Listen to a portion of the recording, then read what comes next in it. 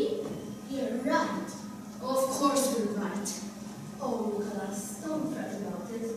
I know that blackmail isn't very nice. But after all, it's only a good cause. A very good cause. Well, if you all say so, I suppose you must be right. Oh, well done, Nicholas. I knew the sense. Good old Nicholas. About time, too. So that's how the Red Project got started. So if everyone had pen and pen and document and watching and taking notes and anything that needs granted. I say watching, since the word expand, very easy spread too, since Mom and Dad were little. They were both trusted with running in the house, bringing in money, serving up needs and all that stuff, on top of looking after Granny night and day. They didn't even notice the four of us sitting in separate corners of Bernard doing our homework, and some was really good fun. Especially at the start, there was this time she sang that out at midnight to buy a flower light free for Mr. Hanley. But since even then, the time that took her a bit of the back of her telly told her there was a strike on all four channels, just so she'd go to bed and she could watch snooker in peace and quiet. And don't forget the time she said to me, are you one of that Henry's children, or are you one of Natasha's? And the night he came back from taking her to vote, the night of the general election. God, it was funny. He was furious when she insisted on going. Exercising her democratic right and duty, that's what she called it. And she made him take her. And what a mood he was in when they came back. Yes, Mom. Yes, Mom. Yes. The moment we know the result of the election, I'll let you know. Mom, my coat's wet through and I need to take it off. I'll be back in a minute. Right. Which one of you was it? Confess. Which one of you was daft enough to mention to her that this was an election night? There's a nice sign going up right outside your window. It says, to the polling station. That's no excuse. Voting at her age? Ridiculous. She must have lost her grasp on the subtleties of British politics shortly before the Suez crisis. What difference does it make to her what luck gets in? Pensioners always do all right. You see them hobbling out of the post offices with their fists full of tanners. What does it matter to them which party is in power? And what were you doing creeping along behind, may I inquire? I was just watching democracy in action. You never know when you're recovering between some projects. No. The embarrassment of accompanying her there in her bedroom slippers.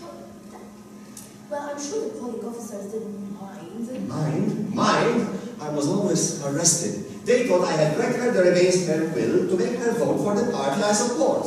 Well, that wasn't your fault. That was because she shouted in such a loud voice. Henry dear, where shall I put my little cross? The shame of it. I thought the worst part was when her bloomers fell down. Oh, Lord, her bloomers, I could have died. Sure, vote for socialism was worth a pair of falling knickers. But she didn't vote for socialism. What do you know about it? You weren't even there. I saw her putting her cross onto the paper. And so was Sophie. And she says she put her cross exactly in between the top two candidates. What? Spoiled her vote? She didn't have her spectacles on. After all that trouble, all that effort, the humiliation, wasted her vote. Looks like it. I'll kill her. I will kill her. I will. It's senile old folk like her who don't know which way up the ballot paper goes that bring in these landslide victories for this blood lot, time and time again. Lucky to be where the voting counts and have more than one candidate to vote for. I don't know how you've got the nerve to say that, Natasha. You didn't vote. You just sat there reading the paper. I was the one who went out in the cold and wet and took her along with me. At a snail's pace, may I add. We both got sudden wet. And all this for a wasted vote. But I thought from all votes are wasted votes. And anyway, it's my name of black tea of that money in the roof. What? What did she say? What was that? She said, the change of rulers is the satisfaction of fools. I've just heard, who's there? The doctor. Don't worry, darling, there is always hope. Malada Yurak police statement. What? What? What did she say? She said, young doctor, happy churchyard. That isn't very nice at all.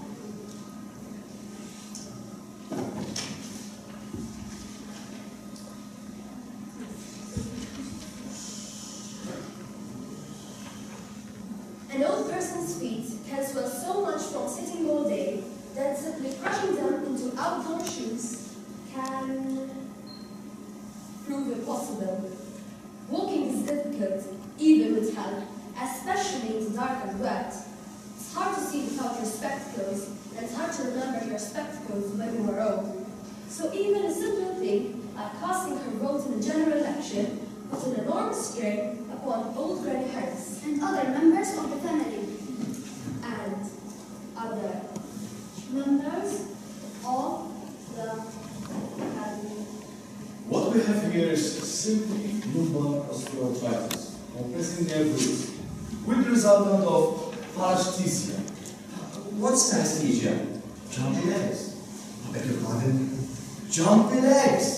Ah, so it's jumpy legs she's got now, isn't it? Oh, you've got them too, dear. You don't have to go the same way your mother's gone.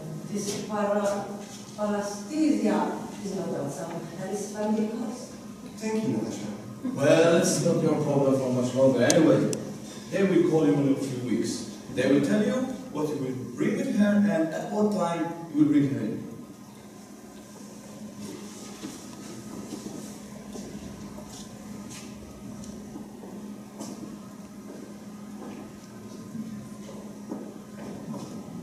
Don't look at me like that. Don't you dare look at me like that. Only when you have put your father and me kindly and safely in our graves may you look at me as you do now. Only then!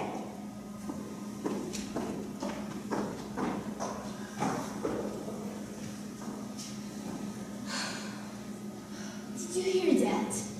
Within a week. I haven't got time to wait any longer. We have enough. Sophie's put most of it together. Have you got my list? How many times Natasha had to wash extra sheets this week? Did you get my description of when she spilled her tea 3 times in a row? Don't leave out my chart of how many per evening she was handed to change her television channel. Yes, it's all here, all together. Behind the bit for that sake, the only thing he's good for is sitting by the window, writing about able ladies. Right. So Philly, you don't want to take it. Are you sure this is the best thing to do? It's strong stuff, Ivan. Some of these things might sound simply dreadful to an outsider. It's going to get us into terrible trouble. I feel this by our lucky family traitor. Blackmail is disgusting. I feel awful. There's going to be one hell of a row. Listen, Mirot. We have a purpose. We believe in. The ends don't justify the means. You've got to keep your things out of this. Sound like a terrorist or a hijacker. They get things done. Sort of things done. Getting people killed. Revolutions for one thing. The people who dissolve into puddles of tears of starving peasants might write out checks. But revolutions who get their peasants back their own land And get thousands killed while they're about it. instead of wounds and of hunger. What's the difference? Have got no feelings at all, have you? Better than not being able to think straight. I'd rather not think straight if it ends up as crooked as this. At least I have a plan that will work. Oh sure, like kidnapping your enemy's children or ripping out people's fingernails to get the information you want. People, I don't do that. Do they? Oh yes, they do. People with noble ideas and no real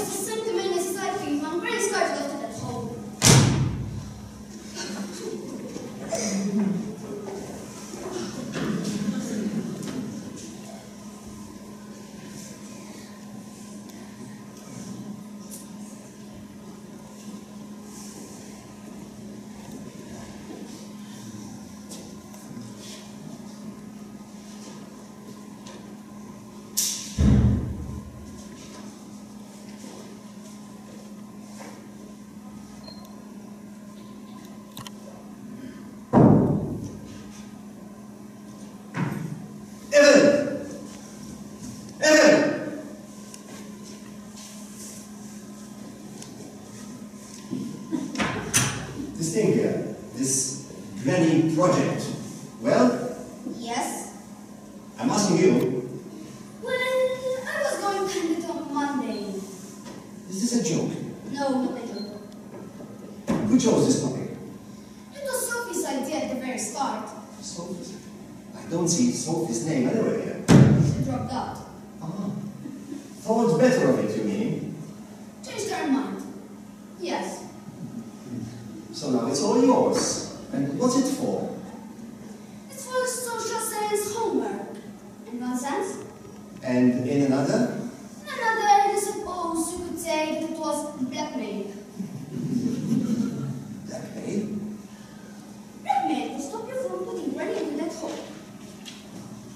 We keep your granny here, or you hand this in at school. Right.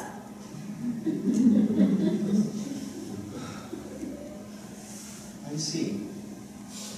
Tell me, this vicious and disloyal document, this hurtful and insensitive catalogue of eavesdroppings, you don't feel this to be dishonorable? I feel it, yes, but I don't think it is. With Sophie, the feelings